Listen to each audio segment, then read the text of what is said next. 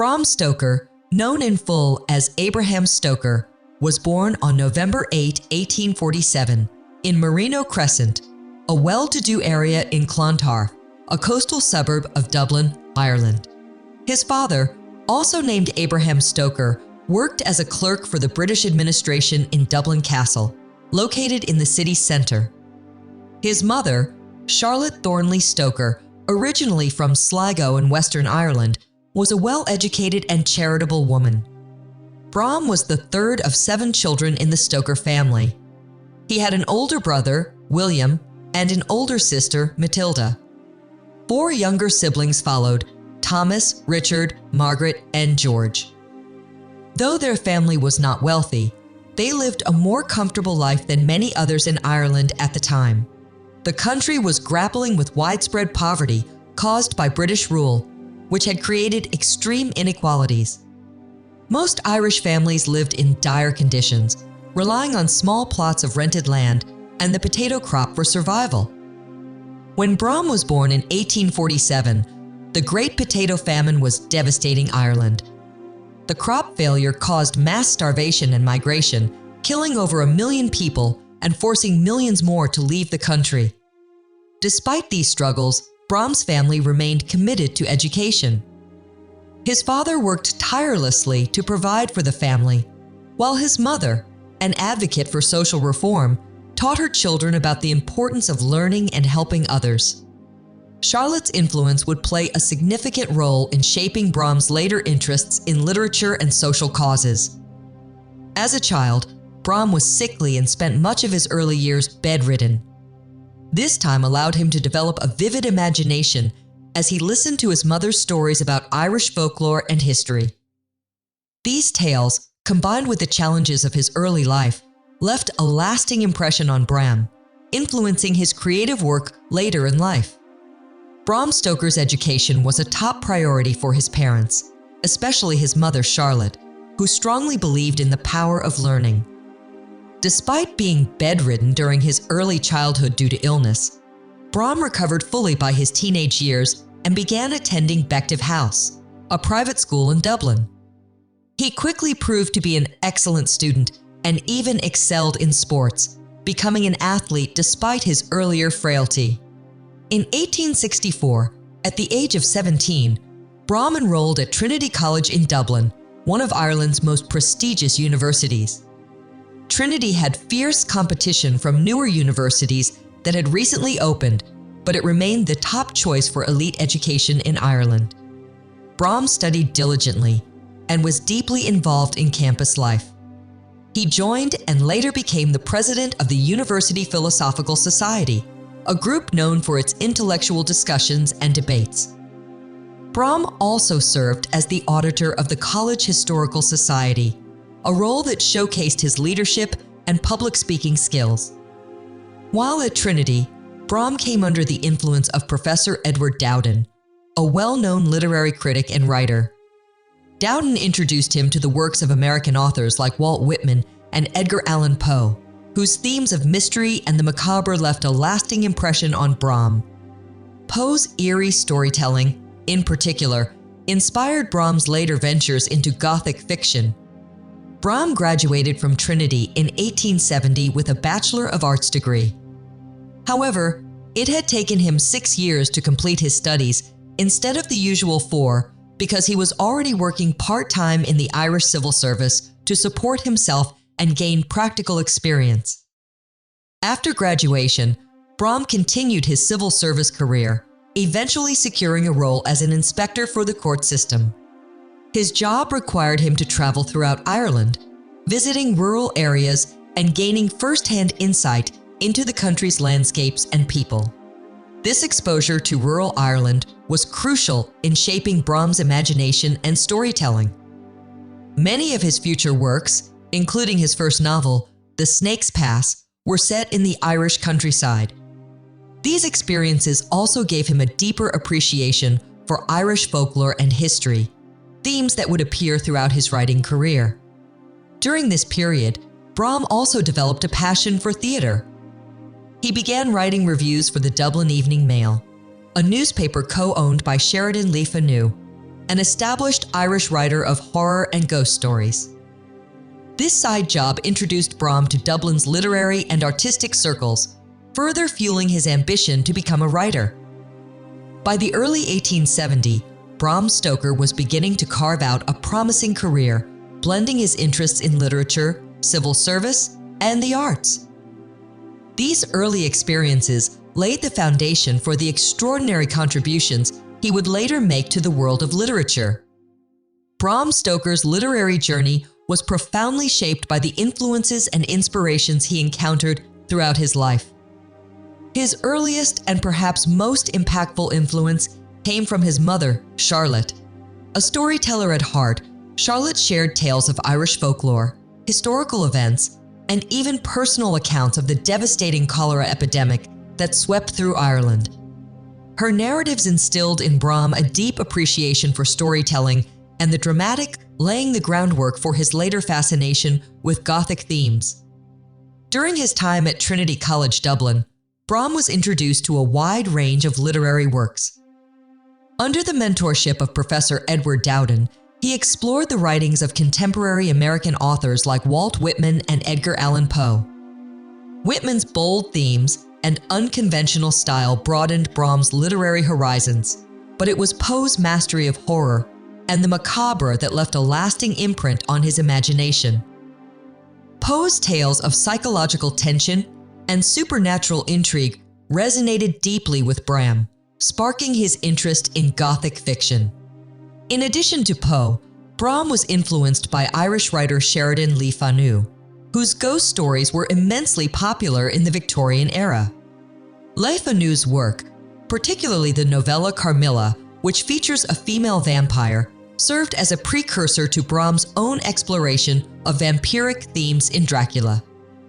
The concept of blending folklore with psychological and supernatural elements intrigued Bram and would become a hallmark of his writing.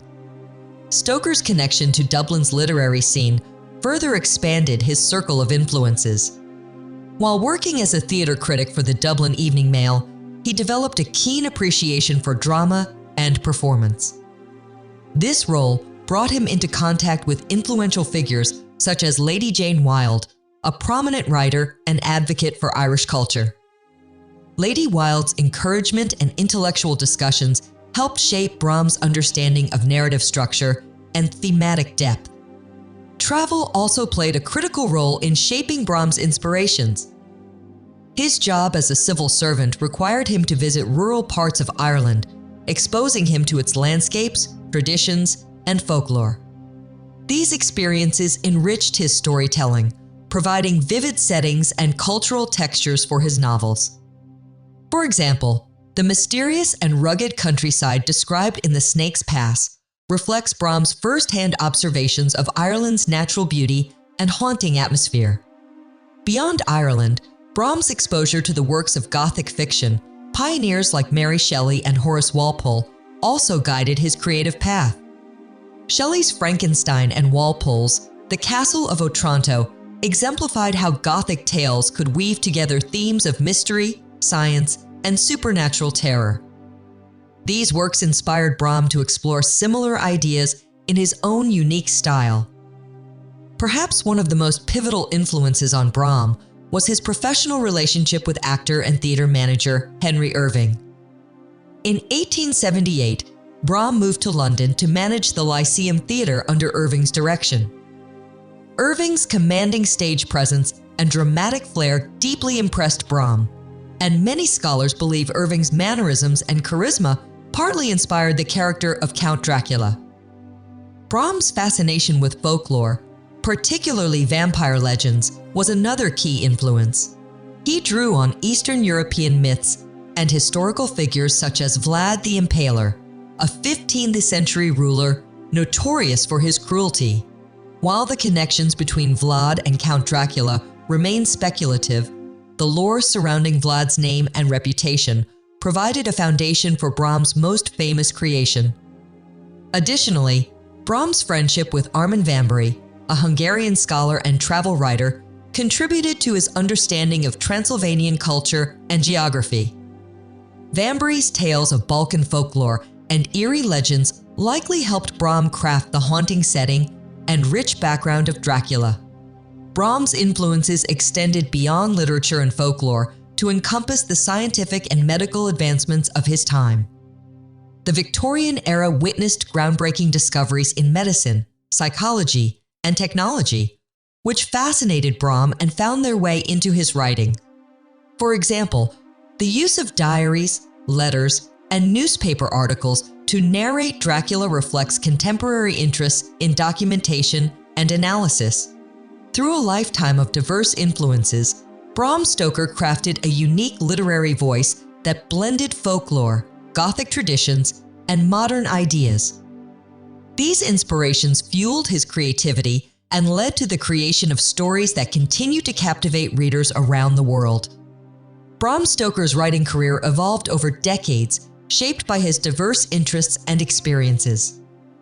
Although best known for Dracula, his literary output included over a dozen novels, short stories, and even non-fiction works that reflected his fascination with folklore, Gothic themes, and contemporary issues. Stoker's journey as a writer began in the 1870s while he was still working as a civil servant in Dublin. His first foray into literature was as a theater critic for the Dublin Evening Mail. This position introduced him to the city's artistic circles and provided a platform to hone his skills in observation and critique. It was during this period that Stoker wrote his first novel, The Primrose Path 1875, serialized in a Dublin literary publication. The story, which explores themes of good and evil through the life of a carpenter who succumbs to alcoholism and violence, hinted at the dark and dramatic elements that would later define Stoker's work. In 1878, Stoker moved to London to become the business manager for the Lyceum Theatre under the renowned actor Henry Irving. This position was pivotal for his career, allowing him to immerse himself in London's vibrant cultural and literary scene. The job also brought him into contact with some of the era's most prominent writers and thinkers, including Arthur Conan Doyle and George Bernard Shaw. Despite the demands of managing the theater, Stoker found time to write prolifically, producing fairy tales, short stories, and novels. One of Stoker's earliest successes was The Snake's Pass 1890, a novel inspired by his travels through rural Ireland. The book delves into Irish folklore and features themes of mystery and romance, establishing Stoker as a writer capable of weaving complex narratives. His time at the Lyceum also influenced his work significantly, as the dramatic performances he managed informed his sense of storytelling and character development. By the 1890s, Stoker had begun working on what would become his magnum opus, Dracula. Published in 1897, the novel is a Gothic masterpiece that follows the battle between the enigmatic vampire Count Dracula and a group of determined individuals led by Professor Abraham Van Helsing. Told through letters, diary entries, and newspaper clippings, the story showcases Stoker's innovative use of the epistolary format, which heightened the suspense and realism of the tale. Although Dracula received mixed reviews upon its release, it quickly gained a reputation as a compelling work of horror fiction. Critics praised its eerie atmosphere and psychological depth, while some dismissed its intense scenes as overly dramatic. Over time, however, Dracula became a cultural phenomenon, solidifying Stoker's place in literary history. Stoker's subsequent novels included The Jewel of Seven Stars 1903, a tale of Egyptian curses and reincarnation, and The Lady of the Shroud 1909, which revisited themes of mystery and vampirism. These works, while moderately successful, never achieved the same level of acclaim as Dracula. Nonetheless, they demonstrated Stoker's enduring interest in the supernatural and his ability to craft intricate plots. In addition to his fiction, Stoker wrote non-fiction works such as The Duties of Clerks of Petty Sessions in Ireland, 1879, a practical guide for civil servants, and Personal Reminiscence of Henry Irving, 1906, a detailed account of his time working with the legendary actor. The latter offered insights into the theatrical world and further showcased Stoker's versatility as a writer. Despite facing challenges in his later years, including declining health and financial difficulties, Stoker remained committed to his craft. His final novel, The Lair of the White Worm 1911, was a horror story featuring bizarre plot elements and vivid imagery. Although criticized for its outlandishness, it exemplified Stoker's willingness to experiment and push the boundaries of conventional storytelling. Bram Stoker's writing career was marked by creativity, determination, and a deep engagement with the cultural and literary currents of his time. While Dracula remains his most enduring legacy, his broader body of work reflects a writer who was unafraid to explore new ideas and challenge his audience's imagination. The creation of Dracula marked a turning point in Bram Stoker's career, establishing him as one of the foremost writers of Gothic fiction. Published in 1897, the novel introduced the world to Count Dracula, a vampire from Transylvania whose sinister quest for domination brought terror to Victorian England. The book's enduring legacy stems from its innovative structure, chilling themes, and the cultural fascination with the supernatural that it captured so effectively. Stoker began developing Dracula in the early 1890s, drawing inspiration from a wide range of sources. His friendship with Hungarian scholar Armin Vambery provided insight into Eastern European folklore, particularly myths surrounding vampires. Tales of historical figures like Vlad the Impaler and Elizabeth Bathory further shaped the character of Count Dracula. Stoker also consulted Emily Gerard's essay Transylvanian Superstitions, which described local legends of the undead and eerie customs that influenced the novel's setting. The book's epistolary format was a key innovation, presenting the story through a series of letters, diary entries, and newspaper clippings. This approach heightened the suspense and gave readers the sense of piecing together a mystery.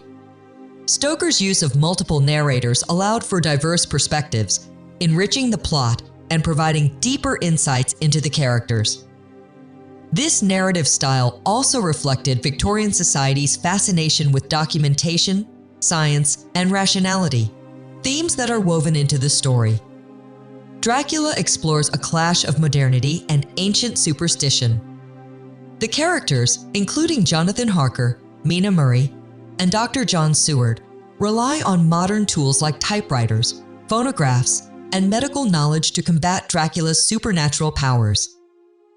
Professor Abraham Van Helsing, a symbol of wisdom and faith, bridges the gap between these two worlds, using both scientific methods and traditional remedies like garlic and crucifixes to fight the vampire.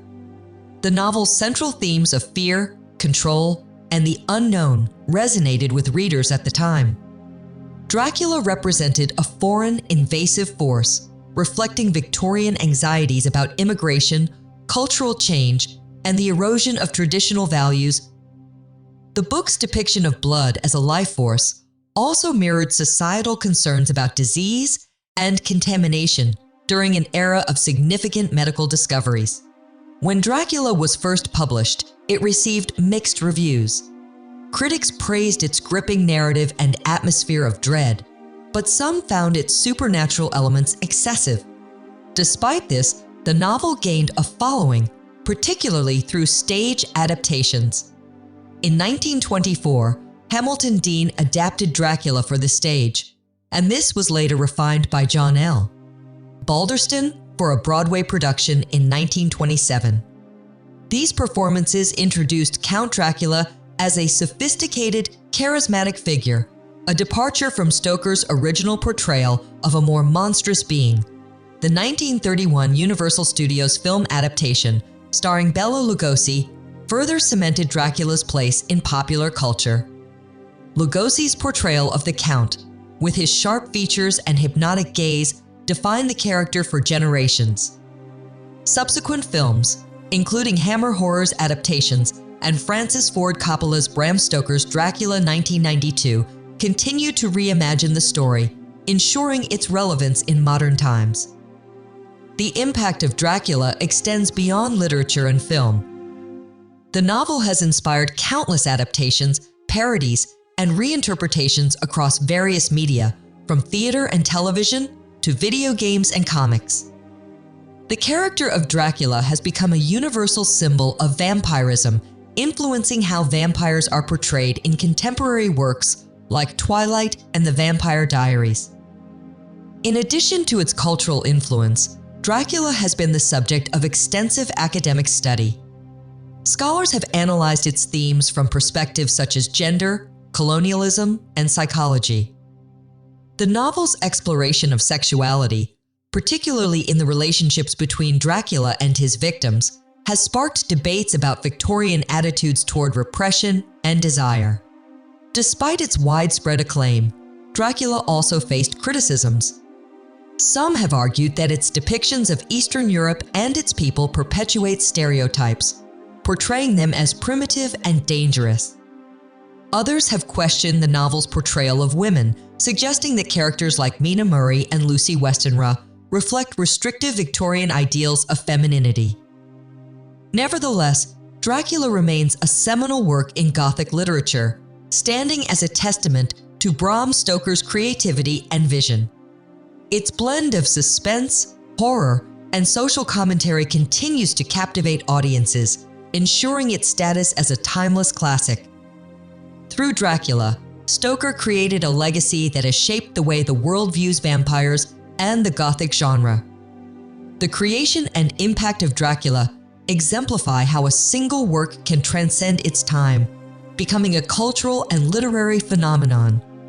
Bram Stoker's novel not only defined the vampire myth, but also tapped into universal fears and desires, making it as relevant today as it was over a century ago. Bram Stoker's later life was a period of both personal and professional challenges, as well as continued literary output. After the success of Dracula, Stoker worked tirelessly to maintain his career as a writer while managing his responsibilities at the Lyceum Theatre. However, this phase of his life was marked by declining health and financial struggles that overshadowed his earlier achievements. Stoker remained deeply involved with the Lyceum Theatre until 1902, serving as its business manager under the leadership of Henry Irving. The position demanded significant time and effort, and Stoker often prioritized the theatre over his writing. When Irving passed away in 1905, the Lyceum's prominence began to wane, and Stoker's association with it ended. This marked a turning point, as the loss of his steady income forced him to rely solely on his writing to support himself and his family. Despite these challenges, Stoker continued to produce novels and short stories. In 1903, he published The Jewel of Seven Stars, a supernatural tale about an Egyptian mummy's curse. The novel received moderate acclaim, but failed to replicate the success of Dracula. 2 years later, Stoker released Personal Reminiscences of Henry Irving, a memoir detailing his years working with the legendary actor. The book offered insights into the theatrical world and remains an important historical document of the Victorian stage. In 1908, Stoker ventured into new territory with Lady Athlin, a romance novel that demonstrated his versatility as a writer. He followed this with The Lady of the Shroud, 1909, another Gothic tale involving mystery and vampirism. While these works showcase Stoker's creativity, they failed to gain significant traction with readers, and his literary career began to decline. Stoker's final novel, The Lair of the White Worm, was published in 1911. The story featured bizarre plot elements, including a giant snake-like creature and hypnotic control, but it was not well received. Critics found the narrative disjointed, and some speculated that Stoker's declining health may have affected the quality of his writing. Despite its flaws, the book remains a fascinating example of Stoker's willingness to experiment with unconventional ideas. Throughout his later years, Stoker's health deteriorated significantly. He suffered from locomotor ataxia, a condition often associated with syphilis, which caused severe pain and impaired mobility. The illness also led to strokes, further complicating his condition. Financial difficulties compounded his struggles, and he faced increasing challenges in providing for his wife, Florence, and their son, Noel. On April 20, 1912, Bram Stoker passed away at the age of 64. His death certificate listed exhaustion as the cause, likely a result of the strokes and his long battle with illness. He was cremated, and his ashes were placed in Golders Green Crematorium in London, where they remain to this day. Despite the hardships he faced, Stoker's contributions to literature and theater left a lasting legacy. Although his later works did not achieve the same level of success as Dracula, they reflect his dedication to storytelling and his willingness to explore new genres. Stoker's life, particularly in his final years, was a testament to his resilience and passion for his craft. His enduring influence on the Gothic genre and the world of literature continues to be celebrated, ensuring that his name will never be forgotten. Bram Stoker's Dracula has left an indelible mark on literature, art, and popular culture. Since its publication in 1897, the novel has become one of the most influential works of Gothic fiction, shaping how vampires are portrayed and inspiring countless adaptations, reinterpretations, and homages across various media. The immediate legacy of Dracula lies in its groundbreaking depiction of the vampire myth. Drawing from folklore and historical influences, Stoker redefined vampires as both terrifying and seductive creatures. Count Dracula's duality, a monstrous predator with an air of sophistication, set a template for future portrayals of vampires, making him an enduring figure in fiction. The cultural impact of Dracula began to expand in the early 20th century with stage adaptations. In 1924, Hamilton Dean's theatrical version of the novel introduced audiences to a more charismatic Dracula, a portrayal further refined in the Broadway adaptation by John L. Balderston in 1927. These productions popularized the character and laid the groundwork for Dracula's enduring presence in entertainment. In 1931, Universal Studios released a film adaptation of Dracula starring Bela Lugosi. Lugosi's performance, characterized by his piercing gaze and thick accent, became iconic, solidifying the vampire's image in the public imagination. This portrayal influenced subsequent film adaptations, including Hammer Horror's series in the mid-20th century, which starred Christopher Lee as a more menacing and physically imposing Dracula. The 1992 film Bram Stoker's Dracula, directed by Francis Ford Coppola, revitalized interest in the original novel. Featuring Gary Oldman as Count Dracula, the film combined elements of horror, romance, and historical drama, appealing to a modern audience while staying true to the book's themes. This adaptation highlighted the novel's timeless appeal and its ability to resonate with contemporary viewers. Beyond films, Dracula has inspired numerous adaptations in other forms of media, including television, comics, and video games. The character has appeared in everything from children's cartoons to horror-themed video games, ensuring his relevance across generations. Additionally, the novel has been adapted into operas, musicals, and even ballets, showcasing its versatility as a narrative. The legacy of Dracula extends beyond entertainment to academic and cultural discussions. Scholars have analyzed the novel through various lenses, including its exploration of Victorian anxieties about immigration, disease, and changing social norms. The book's treatment of gender, sexuality, and power dynamics has also been widely studied, offering insights into the cultural and psychological undercurrents of Stoker's time. The novel's influence on the Gothic genre is immeasurable. Stoker's use of atmosphere, suspense, and epistolary storytelling has inspired countless writers, from Anne Rice to Stephen King. Modern vampire fiction, including works like Twilight and the Vampire Chronicles, owes much to the foundations laid by Dracula. The novel also helped popularize themes of fear, forbidden desire, and the supernatural, which continue to captivate audiences. Moreover, Dracula has become a symbol of broader cultural phenomena. The character's evolution reflects changing societal attitudes toward horror, morality, and the unknown. From a monstrous villain to a tragic anti-hero, Dracula's transformation over the years illustrates how myths adapt to fit new contexts and audiences.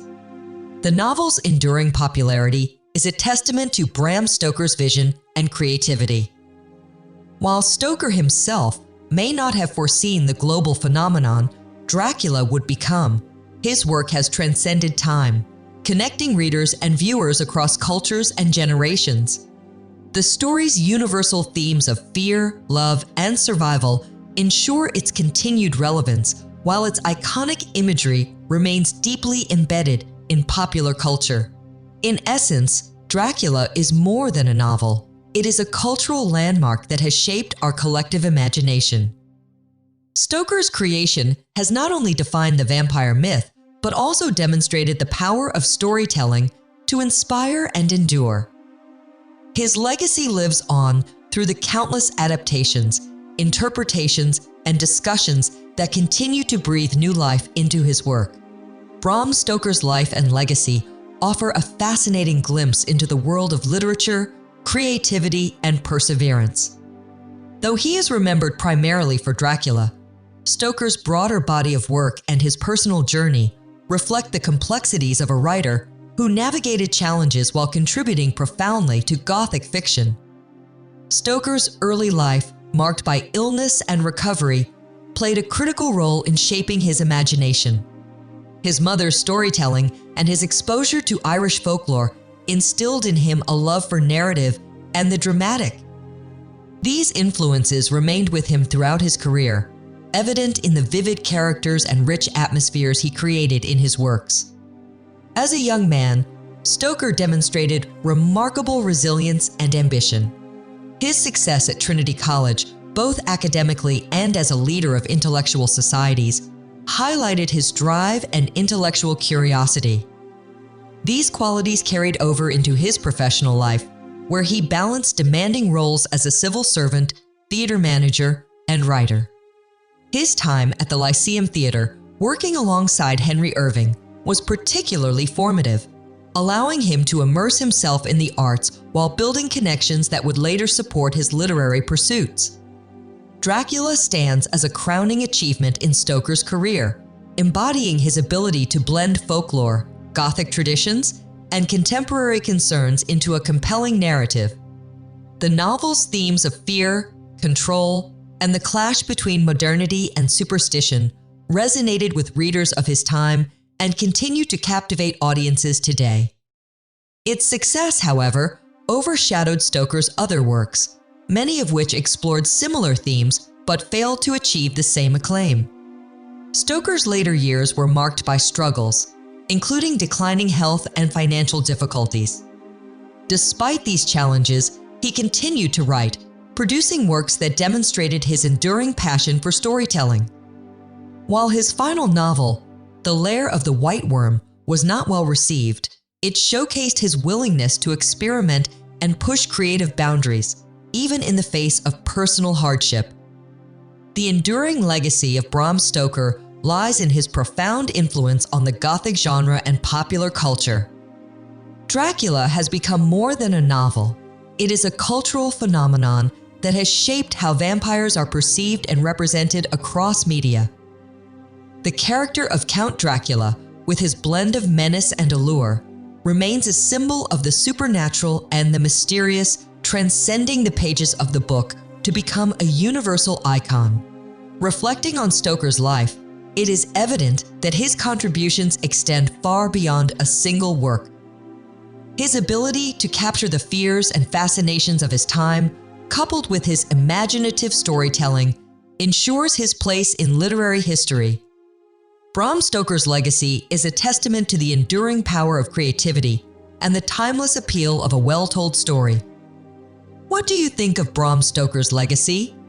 Do you consider Dracula his only masterpiece, or do his lesser-known works deserve more recognition? Share your thoughts in the comments below, and don't forget to like, share, and subscribe for more incredible literary stories. Thank you very much for watching.